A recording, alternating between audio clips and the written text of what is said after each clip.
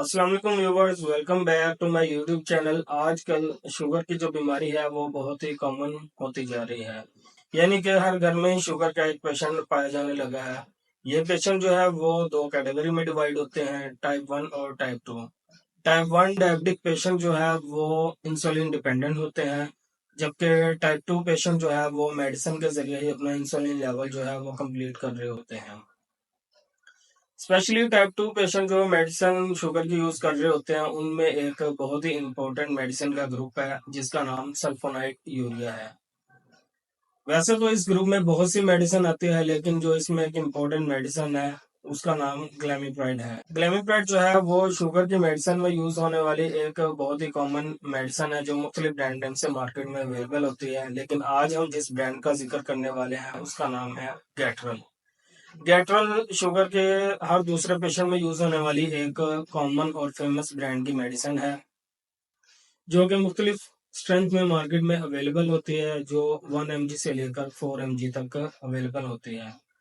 कुछ डॉक्टर इसको separately use करवा रहे होते हैं और कुछ इसको मेटफॉर्मिन के साथ भी यूज करवाते हैं, जबकि मेटफॉर्मिन के साथ इसका कॉम्बिनेशन भी मार्केट में अवेलेबल है।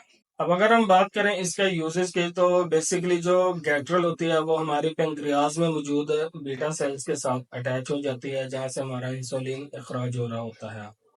टाइप 2 के वो पेशेंट जिनमें इंसुलिन रेजिस्टेंस होती है या जिनका इंसुलिन लेवल जो है वो वक्त के साथ साथ कम हो रहा होता है, उनको गैट्रल का यूज करवाया जाता है ताकि उनका इंसुलिन लेवल जो है वो पूरा हो सके, जो कि मुख्तलिफ वजूहत की वजह से कम हो रहा होता है, और उनका इंसुलिन लेवल जो है या शुगर लेवल जो है वो मेंटेन रह सके। अगर हम बात करें इसके साइड इफेक्ट की, तो ऐसे पेशेंट जो गैट्रल का यूज कर रहे होते हैं उनको अपनी डाइट और एक्सरसाइज का प्रॉपरली ख्याल रखना चाहिए, क्योंकि बाज़ औक़ात इनमें शुगर लेवल जो है वो काफी हद तक कम हो सकता है।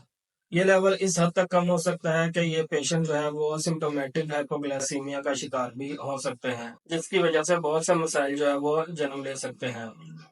ऐसे पेशेंट में गमूदगी और बेहोशी भी हो सकती है, जबकि इसके जो नॉर्मल साइड इफेक्ट देखने को मिलते हैं उनमें नोजिया, वोमिटिंग, गैस्ट्राइटिस और डायरिया वगैरह शामिल है। लेकिन इसका जो मेजर साइड इफेक्ट है वो यही है कि ये आपके शुगर लेवल को काफी हद तक लो कर सकती है। शुगर लेवल लो होने की वजह से आपका आई विजन जो है वो ब्लर हो सकता है, मतलब कि आपकी जो नजर है उसमें धुंधलापन आ सकता है, आप कमजोरी महसूस कर सकते हैं और आपको वीकनेस फील होती है। साथ ही साथ आपका मुंह खुश्क रहने लगता है, और ऐसे पेशेंट जो है वो फैटी लिवर का शिकार बहुत जल्द होते हैं, मतलब कि उनका जो वजन है वो बहुत जल्दी से तेजी से बढ़ने लगता है। तो वो पेशेंट जो गैट्रल यूज कर रहे हैं और उनका वजन जो है वो तेजी से बढ़ रहा है, तो ऐसे मरीजों को चाहिए कि वो अपने डॉक्टर से फौरन मशवरा करें। अब अगर हम बात करें इसकी प्रिकॉशंस की, तो टाइप 1 के जो पेशेंट होते हैं उनको गैट्रल हरगिज इस्तेमाल नहीं करनी चाहिए, क्योंकि वो इंसुलिन डिपेंडेंट होते हैं। उसके अलावा जो क्रोनिक किडनी डिजीज या क्रोनिक लिवर डिजीज के पेशेंट है उनमें भी गैट्रल का यूज नहीं करना चाहिए, या फिर कम से कम डोज में करना चाहिए।